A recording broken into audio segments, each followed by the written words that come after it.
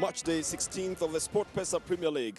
And this would bring Sofapaka and KCB to the Kenyatta Stadium in Machakos on a Sunday afternoon. Almost a family Sunday as well. Things didn't get very, very family in the field. The earliest opportunities coming in for a shot by winner from the midfield that catches the goalkeeper unawares but then veers off target. Crispinas, Onyango rather, that catches the goalkeeper of target but then it veers off as well.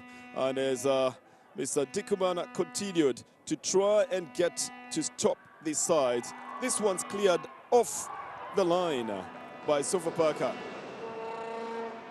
Just as it was heading into the net. Goalkeeper off his line.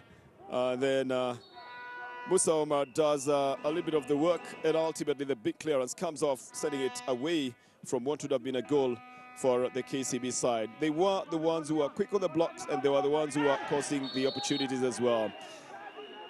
Badi Baraka just evades getting a straight red card in this one after he executed a very dangerous tackle on Mr. Ambunya, clearing him off the ground, lifting him up, and actually tossing him a couple of meters high in the ground. This should have been a straight red card, but he was lucky not to have gotten that.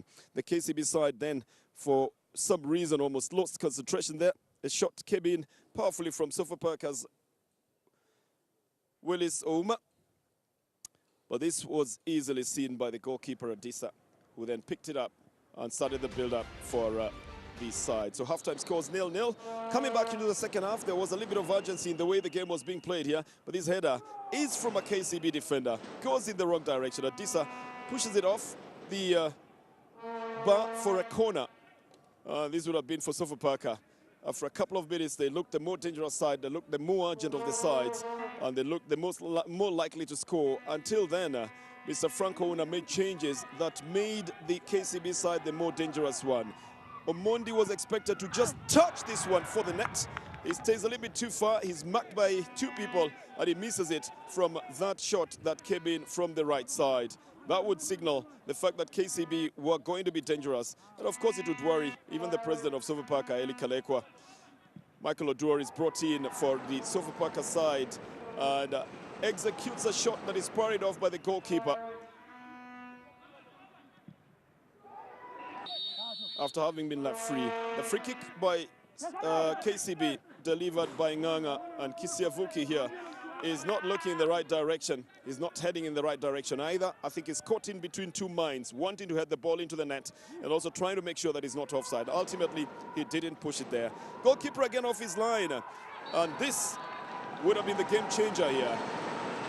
As the ball comes off the defender Warambo in the box for a handball. There it is again.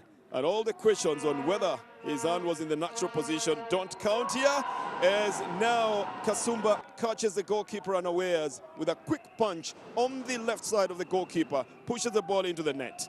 I don't think Mr. Adisa had time to organize himself at all. By the time the whistle went, Kasumba changes the scoreline and pushes Sofapaka 3 points ahead and a couple of places up on the log into the fourth position. Dikubada was the first one to celebrate the full-time scores at the Kenyatta Stadium in Machakos. It's Sofapaka 1 and KCB 0, courtesy of a stoppage time penalty. So that's the story so far. We'll be back next week with another story in the Sofapaka Premier League.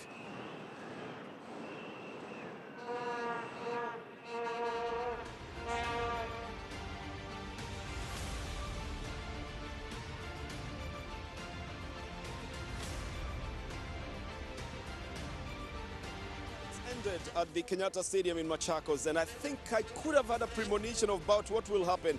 One painful goal is what it takes sometimes to separate two very hard-working sides, and that goal has come in favor of Sofapaka in stoppage time in favor of a penalty that actually put the ball into the net for Sofapaka to take all the 3 points. That will move them to a very good position in the fourth position on the log. But that might not be the story of the game, and I might not be able to tell you the whole story because I've got the witty coach here himself, John Baraza, to find out from him, did the game go according to your plans, and is this 1-0 really a good story about the game itself? Honestly, the game was very tough on our side. We didn't expect this from KCB. Although we knew it would be tough, but we didn't expect. We knew as usual we get the chances. but the chances never came in plenty. And that is why I'm saying we are lucky, maybe. We are lucky. We had luck today. I think you had luck today as well, but let's talk about the chances in front of goal. There was a lot of blasting power in place of precision. I asked you this before as well. What are you going to do about Avire's chances and blasting the ball just over? Well, Avire is a man with a powerful shot, and we have been telling him, try to concentrate and aim the target. Provided he aims the target, a goal will come. But unfortunately, they were going outside. But we have been encouraging him to just try and get the target. With his powerful shots, we know when he gets the target, we have a goal. But unfortunately for him, So if you are general going to the war, would you prefer him as a soldier right at the front shooting? But that's an unfair question. Yeah. The thing is, tactically, do you feel you are on top of this game, or did you lose the midfield control in the second half to KCB? Sincerely speaking, I think the game was 50-50. I cannot blame my boys.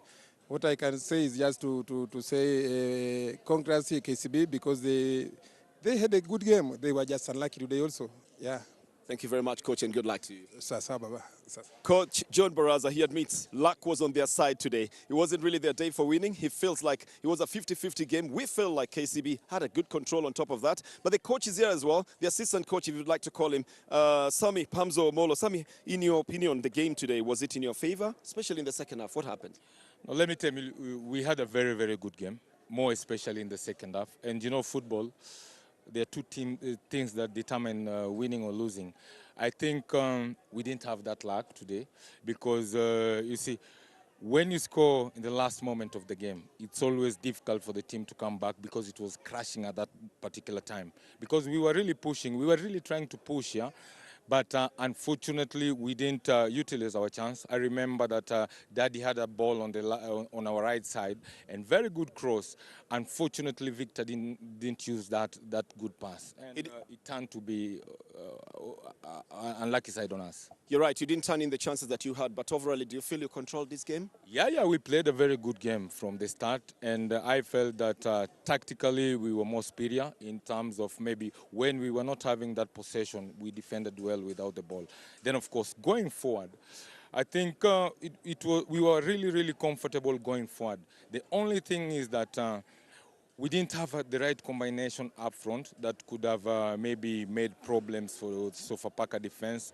But otherwise, I think we'll be happy with the way the boys played today. Unfortunately, again, it's about the goals and the points altogether, so you need to sharpen it up at the front. That is one thing that we have been working on a lot. Defense-wise, initially we had a problem, but we had to stop that one goal that we were conceding. And the last 5 games, we have done quite a good job. So it's again going back, we always say going back to the drawing board and try to rectify the mistakes that we did going up front. Not defending, going up front. Thank you very much, Coach, and good luck on your drawing board.